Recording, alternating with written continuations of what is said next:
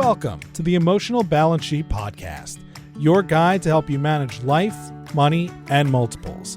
Each episode, host Paul Fenner, Tama Capital's president and founder, and the proud parent of 4 amazing children, including 1 set of triplets, will provide insights on successfully sustaining an active lifestyle, career, and family through comprehensive wealth management strategies, financial education, and lifestyle planning, specific to parents raising twins, triplets, and more. Learn more, subscribe to the show, or connect with Paul at tamacapital.com. This podcast is for informational purposes only and should not be relied upon for investment decisions. Clients of TAMA may retain positions in the securities discussed in this podcast. Who doesn't think about resolutions and creating new goals to achieve at the beginning of the new year? But what drives us to make those resolutions and goals? And more importantly, how will we achieve them? Each new year, Diane Soulliere would begin a cleanse to help detox her physical body from the toxins that had built up over the prior year and to help herself promote a healthy lifestyle. But then she paused and asked, I perform this cleanse for my body, but could I do a cleanse to improve my financial and emotional health? Through her journey, Diane discovered what was really valuable to her and began to align her spending accordingly. One critical factor that allowed her to accomplish this was to give herself a 24-hour grace period before she made any purchases. More often than not, she would not move forward with the purchase because it wasn't aligned to what she valued or, quite frankly, needed. Since the beginning of the year, what has occurred has likely changed Diane's life forever. Not necessarily from a financial perspective, but more so from an emotional standpoint. This transition helped Diane understand that trying to buy happiness was not making her happy, but learning to understand what she valued today and long-term did. Please enjoy my conversation with Diane Soulliere. Well, Diane Soulliere, welcome to the Emotional Balance Sheet Podcast. I know we've been trying to get this date on the calendar for a while, so I'm excited to have you on the show and talk about yourself and your story. Thank you. I appreciate it. I'm excited as well. So for full disclosure for our audience, Diane is actually the second client I've had on the podcast. The first family I had on the podcast was Mike and Lindsay Dillon. And ironically, we're going to talk about some of the same things that I had talked with them about as far as financial planning and cash flow management and debt management, a lot of different things. But I think where I would like to start, Diane, is you actually brought this up to me towards the end of last year, 21, that you decided that you were going to begin 2022 with what you're calling this financial cleanse. Talk to us about what this financial cleanse is and why you've decided to do this. So you're right. I recall calling you and saying, hey, I have this idea. What do you think about it? Because, of course, you're my financial planner, so I run anything financial by you. But every year, January 1st, I start a cleanse. And, it's to get rid of the toxins, get rid of the processed food cravings. And I already worked out, so that wasn't, a New Year's resolution. That's just something that I did every year. And I got to thinking, what about doing a financial cleanse? Because we're always at the beginning of the year, think about our health, our body, and our mind. But I thought maybe it was time to think about my financial footprint as well. So that's where I decided to do a financial cleanse. And so when you say the word or describe financial cleanse, like what does that mean to you? Like, because you kind of started this without me prompting you at all, I think. So what does that financial cleanse mean to you? So I applied sort of the same principles from food cleanse, where I wanted to get rid of the toxic spending. So to me, that was where I was just spending to spend. It became so easy just to spend with like an emotional high and emotional low. Why not spend some money, get something pretty, something to look at? The same thing with emotional eating. You're eating because of your emotions. So I thought, what about if I just spent on those core things that I need to, house payment, car payment, electricity, those type of bills, and nothing else extravagant at all, or nothing else, just because it was small and cheap and inexpensive. So I cut all that out. I initially started with having one meal a week that I could either go to a restaurant or have brought in. And if I missed that week, then I couldn't have two meals the next week. And I actually ended up not doing that all. There was only one other thing that I said, okay, if a concert came up, I could purchase those tickets. Other than that, I couldn't spend anything. And my sister and her boyfriend, who lived right above me, they were not allowed to buy me things because in my mind, that was still spending money. So I was really in a financial lockdown. That's interesting that that you made sure that Julie was on board with this as well, and not to get you anything and throw you off track. Yeah, and I shared it with my family and my friends because I think, we share everything that happens in our daily lives, and we share our emotional baggage, emotional joys. We share our food journeys, and I thought it was important to share this financial journey as well. My family and friends are completely supportive of any journey that I'm on, and they were with this one as well. They're also quite intrigued. Yeah, so that's interesting that you brought that up because, in the research that I've read, whether it's, any goal, whether it's dieting, financial, personal, is obviously one, when you write that down, it becomes a little bit more tangent, and your probability of success of hitting that or achieving that goal goes up exponentially. But then there's a second component to it, is like when you actually start sharing it with other people, it goes up again exponentially because you've now put yourself out there, and maybe some of these people are going to help hold you accountable, but just telling somebody else, it makes it more sticky, more real. What do you think about that? Absolutely. When you say those words out loud, now you have to take action on it, right? Because I told my parents straight away, and my dad was really good with holding me to that. Aren't you on a financial cleanse? I'm like, yes, that's why I'm not buying anything. So saying those words aloud just has more meaning to them. There's more meat in it, which is funny for a vegan to say that, but it's more substantial when you say it out loud and you tell people. And then there's the accountability factor. And so you've experienced the positive support with this, I would say, right? From your friends and family? Absolutely. Many people were curious about it and how did I define it? And I said, well, the beauty of it, because I made it up, I could define it any way I want to, but I couldn't take an easy way out, right? So it was really important that if I was going to do this, that I was very serious about this. During the time frame, I had some health issues, as you're well aware, come up, and my basement flooded, so I had to take action on that. And part of what I did is, I got different quotes, and I made sure that I was invested in the work that was being done. There were times where they needed cement poured, so my sister and I figured out how to pour cement, and we poured the cement. I did the takedown of some of the walls, and just that in itself was empowering to learn that I could do those things and I didn't have to spend that extra money having somebody else do it. And it's a great stress relief too. Pulling down drywall is so much fun. Messy, but fun. Yeah, I could see where that could be therapeutic.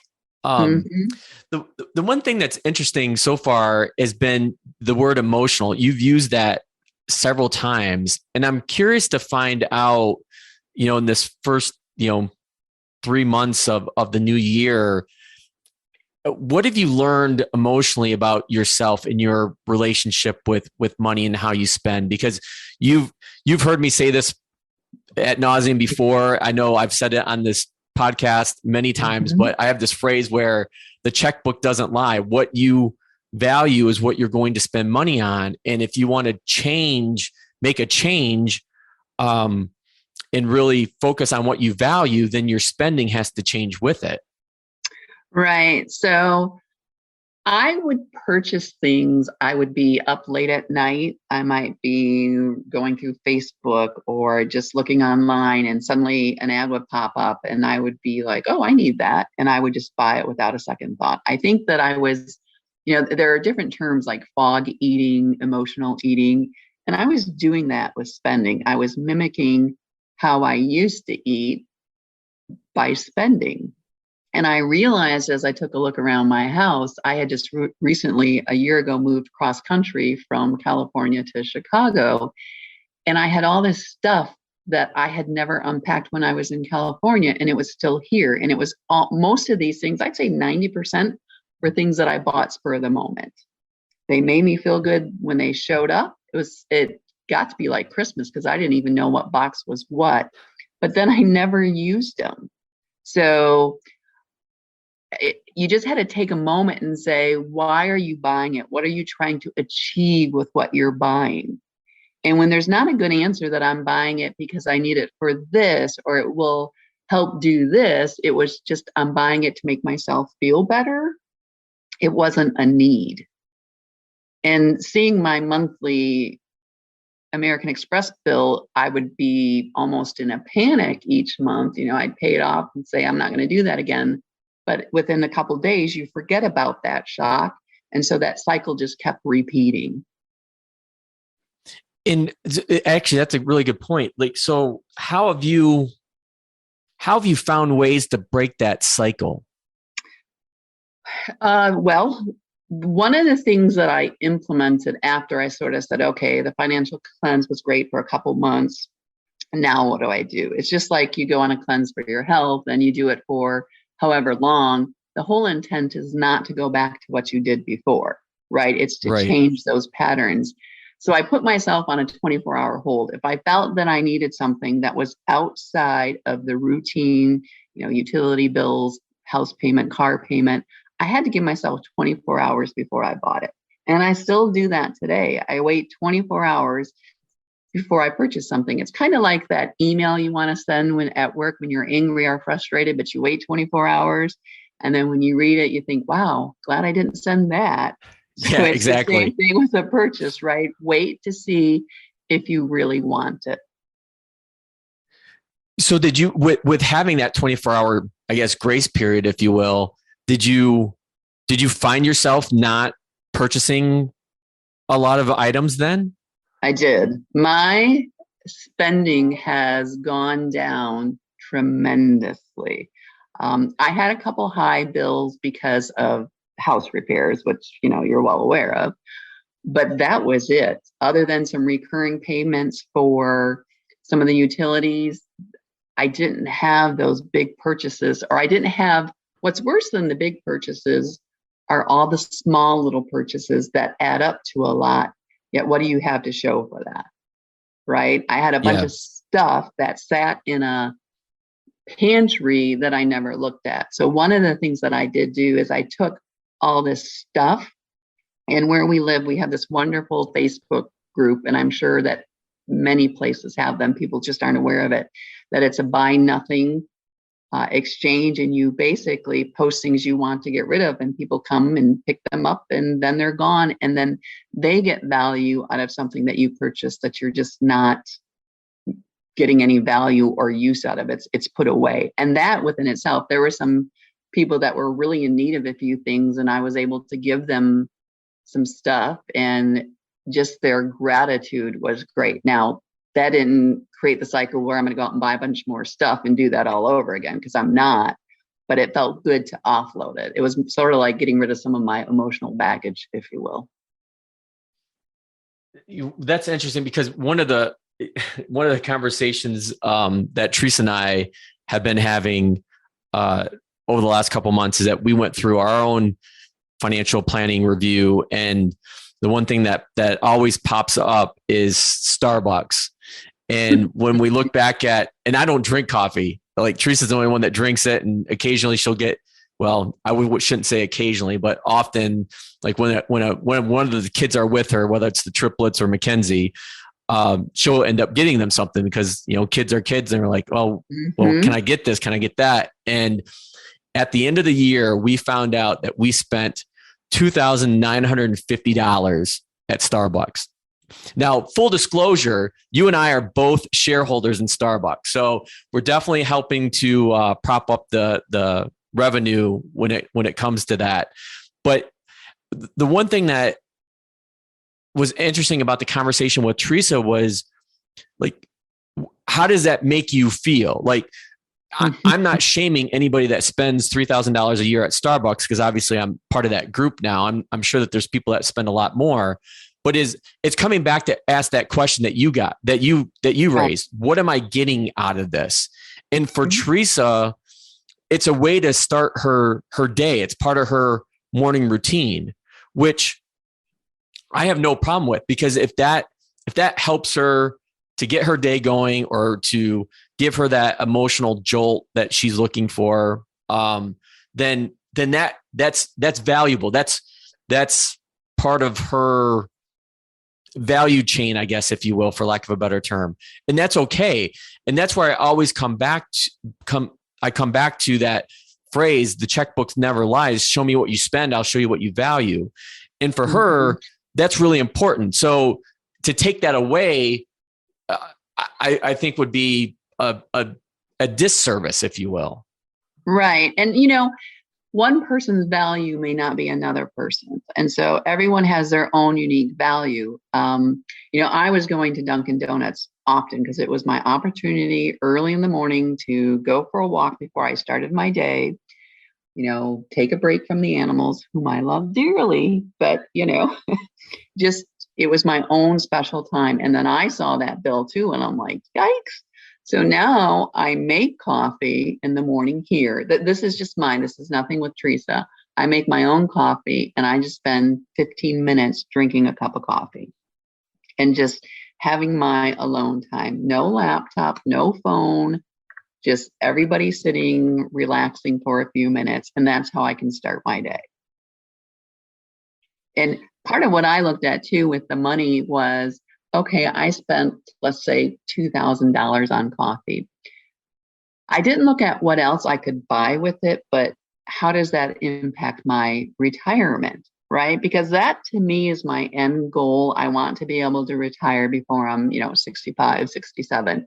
And every time I spend on something, I'm taking away from that. And so I have to just remember that bigger goal that I want to be able to retire. I don't want to stop working. I just don't want to work so hard. Yeah. So, and that's an interesting point because in my world, I call that opportunity cost. And it's something I have a lot of conversations with families in that. And I always use this analogy of a pie, like a circle, and everybody has their own priorities, these slices of the pie. And what allows you to sleep at night is different than what allows me to sleep at night. But it's dialing in to figure out what it is that's important to you. And again, aligning your spending, because at the end of the day, most people, and we're in fortunate financial situations where we do well. I work with a lot of people that do extremely well, but it takes effort. It's not something that comes naturally or easy for most people. But understanding their why and aligning to their spending, because at the end of the day, I tell people you can do most anything that you want, but the one thing you can't do or can't have is everything. And I think that's what really trips people up and I think it's harder today because of social media pressures. And, you look at Facebook and it's a highlight reel of everybody's vacation. I mean, our kids were just on spring break last week. And so, we experienced this firsthand where everybody's like gone to someplace warm, Florida, Mexico, wherever. And, we were here in Michigan, which is fine because we went to Florida 5 weeks ago for their kids' midwinter break. And it's like, you have to make decisions. You have to make choices on, what you want to do today and how that impacts your future self. And I don't think that we give a lot of credence to that future self like you're talking about. Right. And I think what's really important too is always understand why you're doing it. And you and I talk about that a lot, right? But the why you're doing it, the Facebook with social media, you see these pictures and, people are presenting their best light typically, right? You don't know what's going on behind closed doors. You don't know what their situation is. And you can't compare your situation to somebody else's because you just don't know.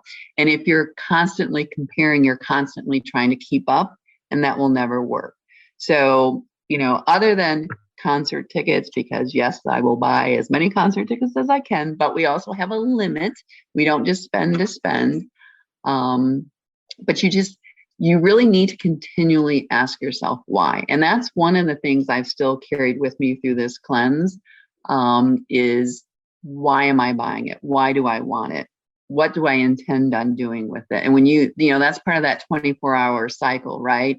You don't wait 24 hours, but you don't think about it. You ask yourself some really hard questions.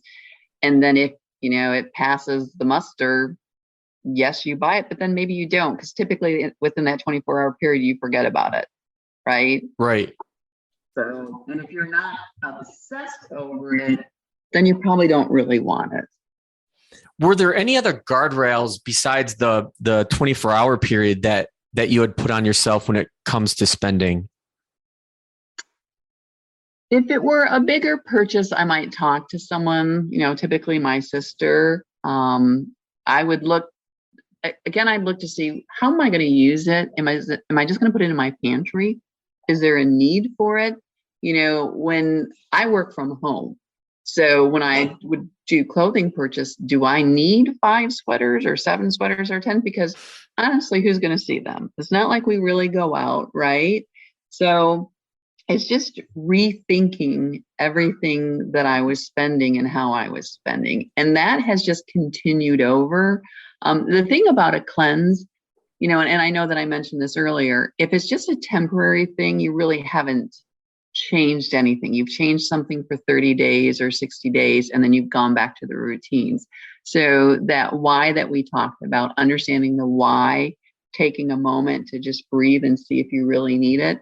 Those are things I plan to carry on, just into the future, because I think financially it's helped me out so much more. Actually, that's a kind of good lead into my next question is how do you foresee yourself taking this and moving it forward? Because I think you make a good point where the 30-day cleanse itself is only supposed to be for 30 days. But I think you made this point that you don't want to revert back to the way you were before. And it's ironic because I hear this often when it comes to COVID. COVID has, upended all of our lives. And for some people, it's been a good thing.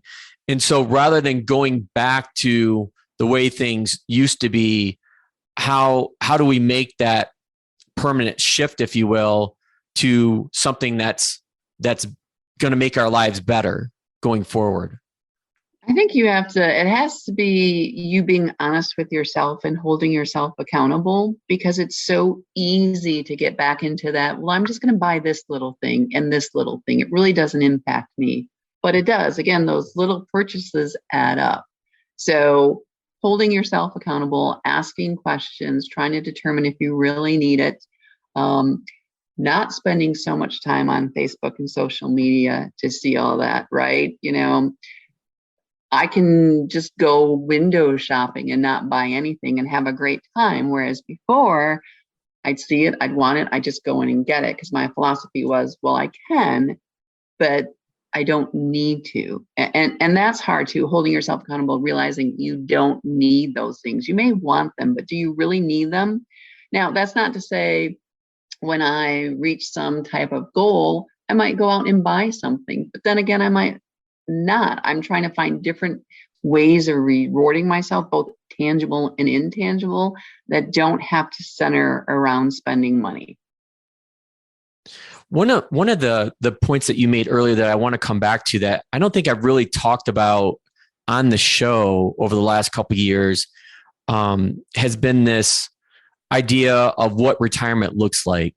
And obviously, as you well know, because we've been working together for a long time now, I have this term called hybrid retirement planning. And in essence, what it is I believe that people who have professional careers, who have been, hard driving, are going to have a really difficult time just flipping off a light switch and saying, okay, that's it. I'm whatever age, 60, 65, 67, I'm done. I'm just going off in the sunset. I think that's going to be, then that's a conversation I try to have with a lot of family office clients such as yourself that are in this situation. And as you get closer to that, those retirement years, if you will, what do you want to do? And to give yourself time to think about that and start making those plans today, because I think there's just a lot of people in the States today that aren't going to be able to afford the retirement they want. And one of the ways that I've found to be able to help kind of bridge that gap is this hybrid retirement plan, where let's just say you really hate your career, and you want to get out at age, I'll just make up a number, age 60. But obviously you don't have the capital assets to be able to maintain a potentially 30 to 40 year retirement window. So what are you going to do? And it's starting to have these conversations in your mid to late 40s, even as early as that, about what could you do as a second career, a second act. A lot of people use that term, and really start thinking about what could I do from a work-life balance standpoint, where the work that I'm doing, I actually really enjoy, and it doesn't necessarily feel like work, but yet I'm still getting paid for it and not drawing down on my capital assets.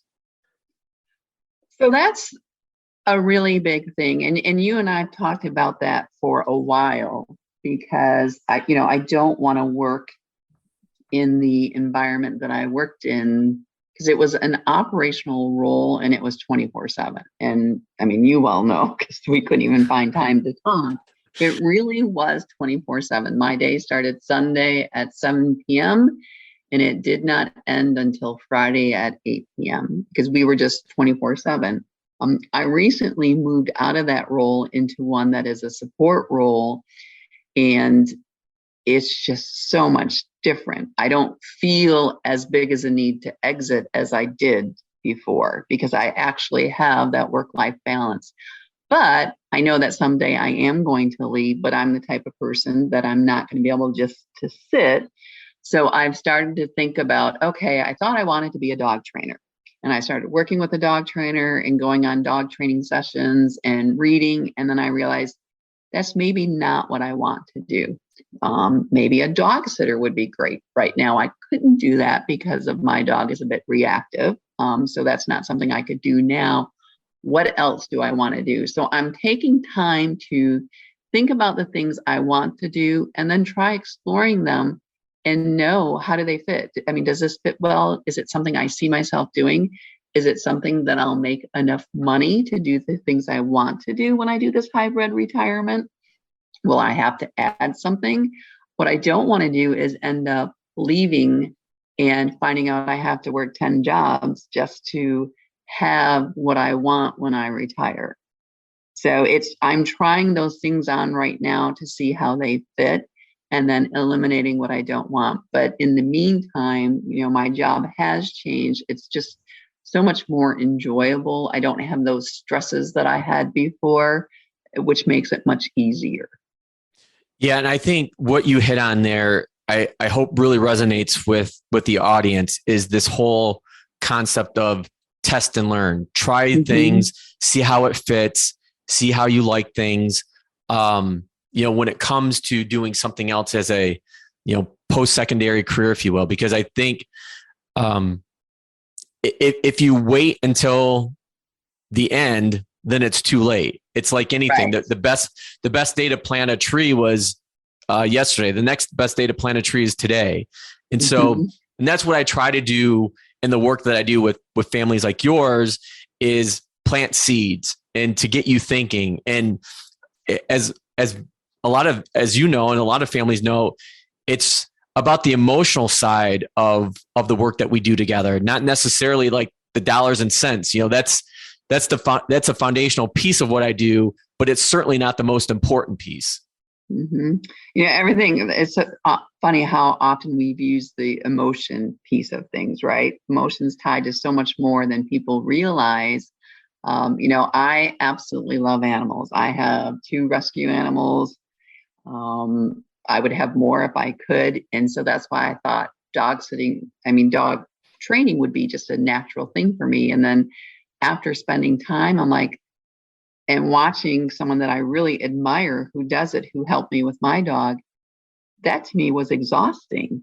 And so even though I'm so passionate about animals, that really wasn't what I wanted to do. And so the beauty of it is you're trying these things on, and if they don't work, there's nothing wrong with that. You just know that that's not right for you for your next chapter. So what's the next thing? And you get to continue to explore. And every time you find that you try something and it's not what you want to do, it's not a failure. It's actually a success, because you know that that's not going to work for you. So you get to go to the next opportunity. And exactly. I think it's important that people should not consider it a failure. It really is a success, because I tried it on and it's not right for me. It's not what I want to do. Yeah, you got to get through a lot of doors or get through some no's before you get to the real yes. Mm-hmm.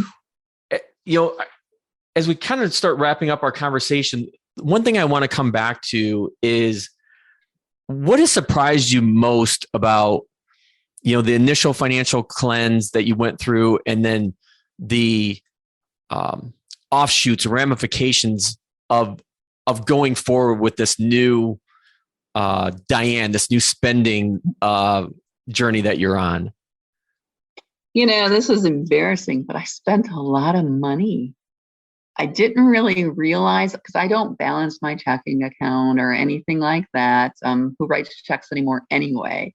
I do read through my credit card bill when I get it, and I pay it off every month, but it was just something that I was so accustomed to paying off, stressing a little bit, not thinking about it 2 days later. So really seeing how much I spent just made me realize I'm taking away from that earlier retirement. I'm taking away from what I could have when I retire.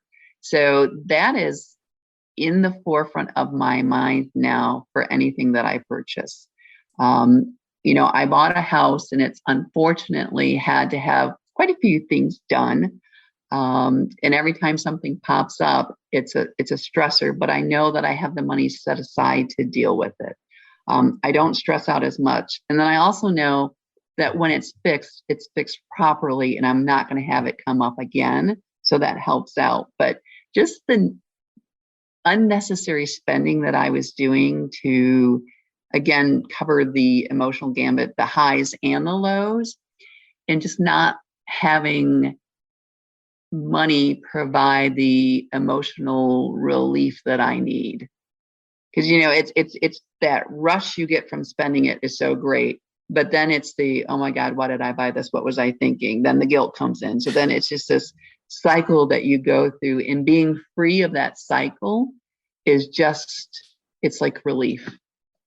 Yeah. And I think it's interesting that we're now just talking about this now at the end of our conversation, but you bring up a really good point about the stress that finances can cause. And as we've talked about, and as I write, and we talked about before on the podcast, is what savings gives you, or a disciplined spending plan gives you, is financial flexibility.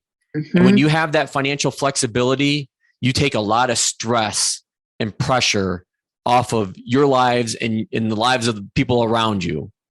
And that I don't think gets enough emphasis or support, is that having these plans, spending plan, savings plan, it really gives you that financial flexibility to take time to be able to breathe and know that, like, when, I know you've mentioned it time and time again, like, you've had some unforeseen issues come up with your house, and before, you would have been a complete ball of stress, because it would have been like, okay, well, where's the money going to come from? And now you don't have, it's not like it's not stressful when, your basement springs a leak. It is, believe me, we both been there before, but it's the ability to handle it with a sense of calm, and like, this is not going to like derail me today, 2 months from now, or 2 years, or 20 years from now. Yeah, and that just builds every time you don't spend something. And I'm so sorry I didn't mention this earlier, but when you don't spend something, you want it and you don't spend it, keep a log of it. And then in a month's time, 2 months' time, look how much you would have spent, but you didn't. That's something, just seeing that visual of what you would have spent. And I'm not going to tell you how much I would have spent because that's embarrassing. But let's just say it's a lot of zeros, plus some numbers in front of it. But doing that log and seeing that, there's just a sense of accomplishment. I'm very proud of myself for not spending that money. And I'm still happy. I'm probably happier than I was. I know that I'm happier than I was when I was just spending all that money trying to buy that happiness, and I could afford it. So why not do it? Well, that's you keep touching on such intriguing points where you cannot buy happiness like that. Right. Yeah. And this is a very honest conversation, because it was an interesting emotional journey when I started and where I am. And it's an honest journey as well to say, hey, I was trying to buy happiness. That might sound, I don't know how it may sound to your listeners, but it's real for me. Yeah. And I would agree. I think it's real for a lot of people. And to really kind of bring this back full circle is that it all comes back to understanding your own why. And one of the follow-up questions I was going to ask you to this was, like, what was the tipping point that made you finally decide to do this? I know, usually at the beginning of the year, people have resolutions and things like that. But the one thing that I struggle with in working with people is to get them, you hear the phrase, you lead a horse to water, but you can't make it drink. And that's, I feel like sometimes I let my families down because I can't get them over the edge. Like we get so far to that tipping point, and it's personal to me because I feel, how I have this emotional connection with all my families. And, Teresa and I have this conversation all the time. It's like, I use it as an example, like the same problems that a lot of you have or struggles that you have, Teresa and I are dealing with them, just as much. And we're trying to figure out together as a couple, as a family, as individuals, if you will, what are those things that will help make something stick? So unfortunately, I don't think it's something that you can really lead people to, because I've known you for how long, and this is just something I did. But I had an opportunity to look at everything that I was spending while the house things were popping up, right? So part of what I'm sure any credit card company does is they give you what you spent for the year. And at first it's like, oh, cool, look at all these points that I received. Then it's like, oh, bleep, what did I have to spend to get those points? And what do I have? And it was just taking a moment to just reassess everything. And I was starting to plan my regular cleanse that I start the year with. And it just dawned on me. I mean, I don't really even know that I can say where it came from, but it just dawned on me, I need to do something financial. And I do think part of it was because I had the big repair coming up, and I called you to say, hey, do I have any money? Do I have any cash flow to do that? And I thought, you know what? I make too much money to be in that type of position that I'm concerned that I don't have enough money for a house repair. We had always built a plan, have 6 months of income ready in case something happened. And that just sort of went by the wayside. So that's when I started framing about the financial cleanse, because it was several small things that led up to it. I don't know that it was necessarily a big aha moment. And that's what people might need, is just some pointers with, hey, these are these things that are happening and they're adding up. Do we want to take a moment to take a look at it? So my final question that I ask all my guests is, what's the best thing about being a parent?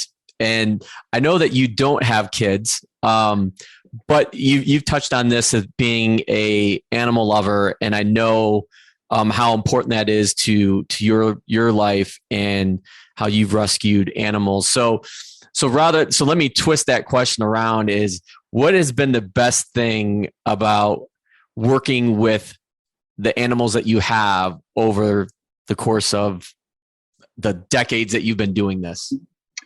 So I have 2 animals that, had they not been rescued, I don't think they'd still be here, because they're just difficult, but they're also the sweetest animals. As you all know, once you get to know them, they're just super sweet. Having time in the day when you are stressed and you need a moment, playing with an animal just takes that stress away. I can be gone, and when I come home, they're so excited to see me. They're just so happy. I just can't be mad or angry or sad when they're around. So, taking time to play with them, walk with them, run with them, exercise, getting them outside and just seeing their joy just makes me so happy. So, and I think, my people, the same thing with kids, is that you've got these beings that are dependent on you, and you're actually dependent on them as well. So, and I know people have heard this before and it sounds corny, but it's true, because they didn't I didn't rescue them. They rescued me. They really did. And I think about that every day. Those heartbeats just make me so happy, hearing, knowing that those heartbeats are here with me, because I do live alone, but I don't really, because I have them. Well, Diane, I think that is a wonderful place to wrap up our conversation. I can't thank you enough for being on the show and sharing so many personal and emotional topics on this journey that you've been on. And I'm sure the audience will really appreciate it as well, and have some clear takeaways that they could do themselves to kind of put themselves on this financial cleanse and a place to better financial, but more importantly, emotional and mental health. Well, thanks for having me. And, I want to thank you and Teresa and your family as well, because, you're more than just a financial planner. You guys are family to me. And I appreciate being able to bounce all these ideas off of you. And hopefully, someone may listen to this and say, hey, I'm interested. And if people have questions, they can, you can give them my information. They can reach out to me, and, hopefully someone else will try this. Well, that means a lot, Diane. And as you well know, you are definitely a part of my family, and have enjoyed all the years that we've been working together, and can't wait to see where this continues to go. I agree. Thanks, Diane. All right. Thanks, Paul. Thank you for listening to this episode of the Emotional Balance Sheet Podcast. Please visit tamacapital.com to subscribe to this podcast, or to connect with certified financial planner and registered investment advisor Paul Fenner of Tama Capital. And please join us again next time on the Emotional Balance Sheet Podcast.